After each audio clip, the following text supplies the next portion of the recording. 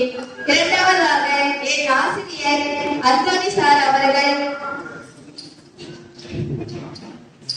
விவிலியத்தை பற்றி சொன்னார்கள். அவருடைய வாழ்க்கை வரலாறு சொன்னார்கள். அது எனக்கு ரொம்ப ரொம்ப பிடிச்சிருந்தது. அவர் சொன்ன கதை தான் இன்று நாங்கள் நாடகமா நடிச்சிருந்தோம். அந்த கதை எங்களுக்கு நிறைய வீர பெண்களை பற்றி சொன்னார்கள். அது எனக்கு ரொம்ப ரொம்ப பிடிச்சிருந்தது. மூன்றாவதாக எங்களுக்கு சிற்றுண்டி கொடுத்த உங்கள் அனைவருக்கும் நன்றி. புனித 2ஆம் யோவான் பவுல் அவர்கள் பற்றி நாங்கள் காலையில் பிபிஎஸ் கிளாஸ்க்கு வந்தவுடன் ஜபத்தை முடித்துவிட்டு மன்றாட்டு ஜபம் பாட்டு எல்லாத்தையும் முடித்துவிட்டு அந்த புனித 2ஆம் யோவான் பவுலை பற்றி பார்ப்போம். அவருடைய வாழ்க்கை வரலாறை பற்றி பார்ப்போம்.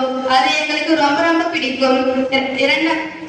இரண்டாவதாக நாங்கள் விளையாட்டி கோடி இருந்தால் கோடி நன்மை என்று நாங்கள் தனித்தனியாக விளையாடும் போதெல்லாம் நாங்கள் தோற்று விடுகிறோம். ஆனால் கூடி விளையாடும் பொழுது நாங்கள் ஒற்றுமையோடு மகிழ்ச்சியோடு விளையாடும் பொழுது நாங்கள் வென்று விடுகிறோம்.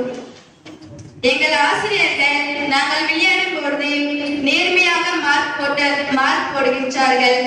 அனைவருக்கும் வணக்கம்.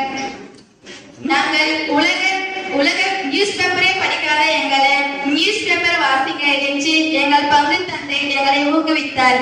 அது எங்க எல்லாருக்கும் ரொம்ப பிடிக்கும். பிபிசி இப்பதான் தொடங்குச்சு, அதுக்குள்ளே முடியுதே என்று சோகத்தில் விடைபெறுகிறேன். அவர் உன்னால் முடியும், நீ போய் பேசு அப்படின்னு சொல்லி எனக்கு மோட்டிவேட் பண்ணதுனால நான் பேசுறேன். அதனால ஃபாதருக்கு நன்றி சொல்லிக்கிறேன்.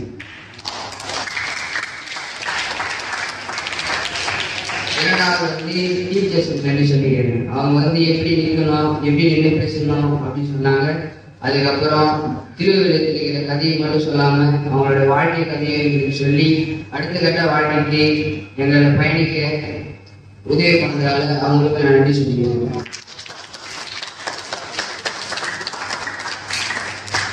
ஒப்பீட்ட வரை உள்ளவர்களை என்பது பழமொழிக்கு ஏற்ப அன்பிய தலைவர்களுக்கும் அன்பிய பொறுப்பாளர்களுக்கும் அன்பிய குடும்பங்களுக்கும் என் நன்றிகளை சொல்லிக்கிறேன்.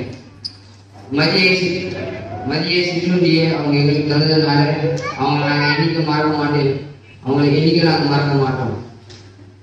இதுல இருந்து நான் என்ன கற்றுக்கிறேன்னா, அனைவருக்கையும் பகிர்ந்து வாழணும்னு கற்றுக்கிறேன். அதுக்கப்புறம் காலையில இறை வழிபாடு நடக்கும்.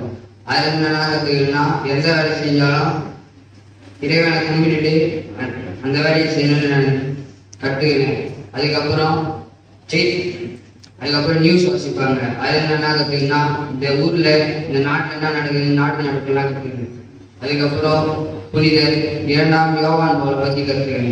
உங்களுக்கு அவர் பேர் தெரியலன்னா புனித 2ஆம் ஜான் பால் பத்தி நான் கற்றுக்கிறேன். அவர் இரு தந்தைகளின் முன்மாதிரியான தந்தை என்பது போல் நானும் முன்மாதிரியாக இருக்கேன் என்று நன்றி சொல்கிறேன்.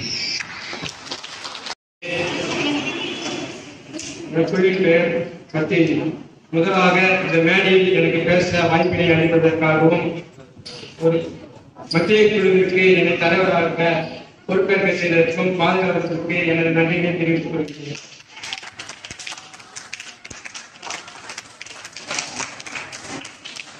கட்டளை கைமணது கல்லாதது உலகிறது என்ற வாக்கியத்திற்கிணங்க இந்த விடுமுறை விழிய பள்ளியில் எனக்கு அதிகமான அனுபவங்கள் கிடைத்தன. அவற்றில் ஒரு சிலவற்றை உங்களுடன் பகிர்ந்து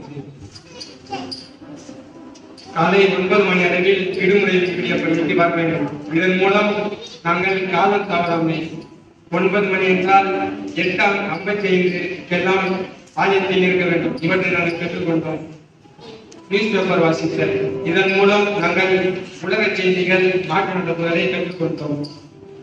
நமது பங்கு தந்தை இவர் நாளை நிகழ்ச்சி என்றால் இன்றைய அதை முன்னெடுத்து ஒழுங்குபடுத்தி அதை செய்வார். அதிலிருந்து நாமும் முன்னெடுக்க வேண்டும் என்று கற்றுக்கொண்டோம்.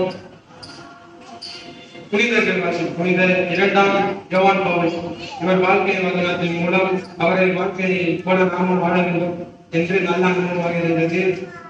விளையாட்டுகள், குழு விளையாட்டுகள் மூலம் ஒன்றாக இணைந்து விளையாட கற்றுக்கொண்டோம். நன்றி. ராஜேஷ். நான் லூக்கா குழுவோட தலைவராக இருக்கேன். இந்த 10 நாள் என்னோட அனுபவத்தை பத்தி உங்ககிட்ட பகிர்ந்துக்கலாம் வந்திருக்கேன். முதல்ல காலையில வந்தவொடனே இறை வழிபாடு. இறை வழிபாட்டுல நான் என்ன கத்துக்கிறேன்னா, நம்ம எந்த விஷயத்தை தொடங்கிறதுக்கு முன்னாடி பிடிக்கிறதுக்கு முன்னாடி இறைவனை வேண்டணும். இதுதான் நான் கத்துக்கிட்டேன்.